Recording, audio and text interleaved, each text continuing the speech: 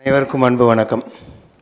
பெண்களுக்கெல்லாம் தெரியும், ஒரு பெரிய கோலம் போடணுன்னா அந்த ஃபைனல் ஃபிகர்னு சொல்லுவாங்கள்ல, அது மனசில் இருக்கும். ஆனால் புள்ளியாக வச்சுட்டு வந்துட்டு அப்படியே கொஞ்சம் வேடிக்கை பார்த்தீங்கன்னா என்னென்னோ புள்ளியாக வச்சுட்டு இருக்கிறாங்க, என்ன செய்ய போகிறாங்க இவங்க அப்படின்னு தோணும்.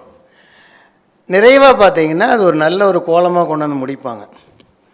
அது மாதிரி அழகு தமிழ், பழகு தமிழ், பேசு தமிழ் எல்லாவற்றிலும் அழகாக பேசுவதற்கு ஒரு தனித்திறமை வேண்டும். அப்துல் கலாம் ஐயா ஒரு 4-5 தடவை நான் பார்த்துருக்குறேன், அவரோட பேசியிருக்கிறேன்.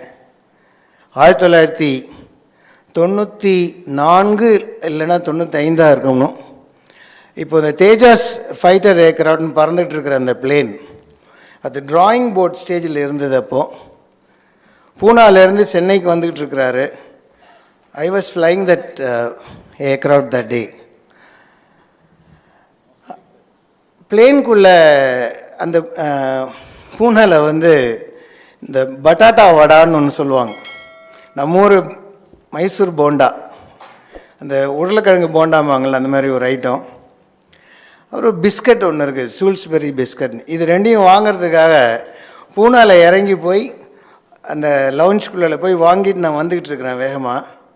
திடீர்னு பின்னாடி ஒரு பரபரப்பு உருவாகுது, பிளேன் நான் கிட்டக்க வர அப்படின்னு திரும்பி பார்த்தா அவர் ஆள் கொஞ்சம் உயரம் குறைவாக தான் இருப்பார், ஆனால் ரொம்ப வேகமாக நடப்பார், கடன்னு அப்படி அவர் நடந்துகிட்டு இருக்காரு. பிளாக் ஹாட் கமாண்டோஸ் கூட வந்துகிட்டே இருக்காங்க. நான் சொல்கிறது 94, 95 இல்லைங்க, அப்போவே Z+ கேட்டகரியில் அவர் இருந்தார்.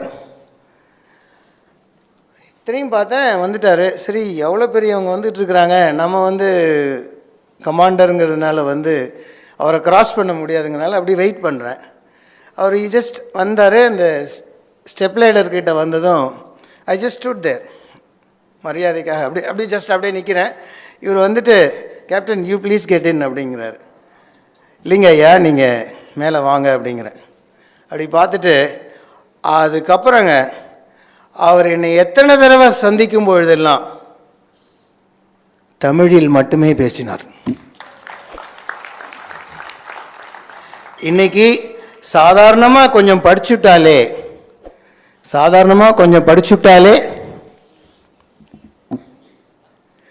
தங்கிலீஷில் பேசினாதான் அது மரியாதைன்னு நினைக்கக்கூடிய சமுதாயத்தில்